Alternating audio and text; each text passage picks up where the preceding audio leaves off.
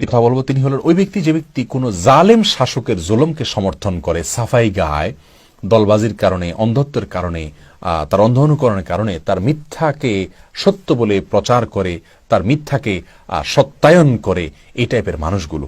এদের সম্পর্কে ইবনে হিব্বানে বর্ণিত হাদিসে আসছে, নবী আলাইহিস সালাম বলেছেন, ইন্নাহু ইয়াকুনু বাদি উমারা, নিশ্চয় আমার পরে কিছু শাসক আসবে যারা মিথ্যা কথা বলবে, জুলুম করবে। ফামান দাখালা আলাইহিম ফাসাদ্দাকাহুম বিকিযবিহিম, এদের মধ্যে কিছু লোক আসবে যারা তাদের এই সমস্ত শাসকদের মোসাহেবি করবে, এদের তেলায়ন করবে, ওয়েলিং করবে, এদের সাফাই গেয়ে বেড়াবে এবং তাদের মিথ্যা কথাকে সত্যায়ন করবে, বিশ্বাস করানোর চেষ্টা করবে জনগণকে, সাধারণ মানুষকে এবং প্রজাদেরকে।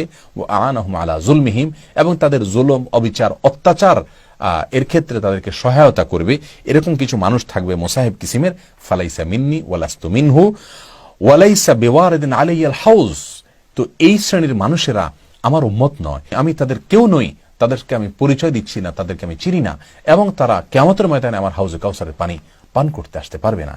আর এর বিপরীতে আমাল্লাম ইসাদ্দিকুহুম বিকাযবিহিম, যারা এই সমস্ত শাসকদের এই জুলুমের এবং মিথ্যাচারের সত্যায়ন করবে না, বিশ্বাস করবে না, ওয়ালাম ইউইনহুম আলা জুলমিহিম, এবং তাদের জুলুমে, এই শাসকদের জুলুম এর কাজে তাদেরকে সহায়তা করবে না, ফাহুয়া মিন্নি ওয়া আনা মিনহু, তাহলে এই ব্যক্তি আমার উম্মত, আমি তার নবী, সে আমার লোক। ওয়া হুয়া ওয়ারিদুন আলাইয়াল হাউজ, কিয়ামতের ভয়াবহতম দিনে সে হাউজে কাউসারে পানি পান করতে আমার কাছে আসতে পারবে। তাহলে জালেম শাসকের মুসাহিবি করা এবং মিথ্যা কথাকে সত্যায়ন করা, তার জুলুমে সহায়তা করা, এই শ্রেণীর লোক যারা আছেন তাদেরকে রাসূল সাল্লাল্লাহু আলাইহি ওয়াসাল্লাম বলেছেন যে তারা আমার উম্মত নয়, আমার উম্মতের অন্তর্ভুক্ত নয়।